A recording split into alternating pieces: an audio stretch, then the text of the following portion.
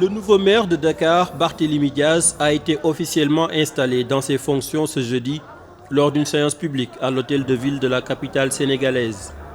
Barthélémy Diaz, 46 ans, devient ainsi le 10e maire de l'histoire de Dakar, succédant à Soham El Wardini à la tête de la ville de 2018 à 2022.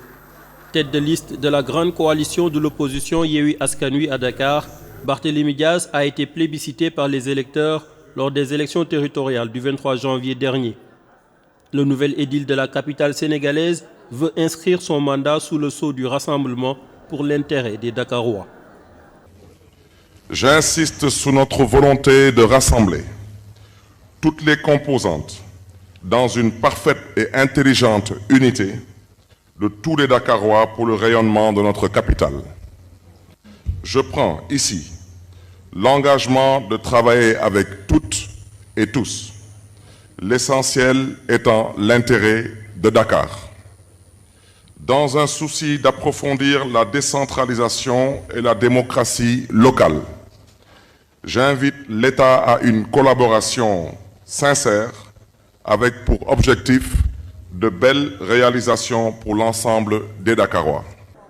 Un appel au rassemblement et à l'unité salué par les acteurs politiques du pouvoir comme de l'opposition.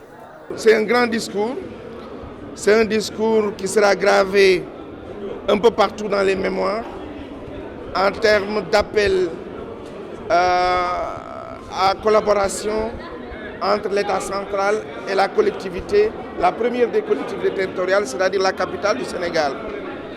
Je dis dans un système démocratique normal, c'est à la limite banal si l'État, l'exécutif, c'est-à-dire le président de la République, a un rapport normal avec le premier magistrat de la capitale. C'est un discours plein de sens, véritablement qui dément effectivement tout ce qu'on prêtait à Barthélémy. Il a rassuré, il a assuré et effectivement il s'est engagé dans sa mission noble de diriger la ville de Dakar. Barthélémy a fait un excellent discours, il a exprimé sa volonté de vouloir travailler avec les structures de l'État. En tant que membre d'une structure de l'État qui est l'Assemblée nationale, je trouve que cet appel doit trouver une réponse et dans la paix et la concordance, comme il l'a noté durant la victoire de la CAN. D'importants défis attendent le nouvel homme fort de la capitale sénégalaise pour les 5 prochaines années. Aménagement urbain, cadre de vie, éducation, formation professionnelle, santé. Mais avec une forte majorité au sein du conseil municipal, le tout nouveau maire de Dakar devrait avoir les coups de franche pour dérouler son programme.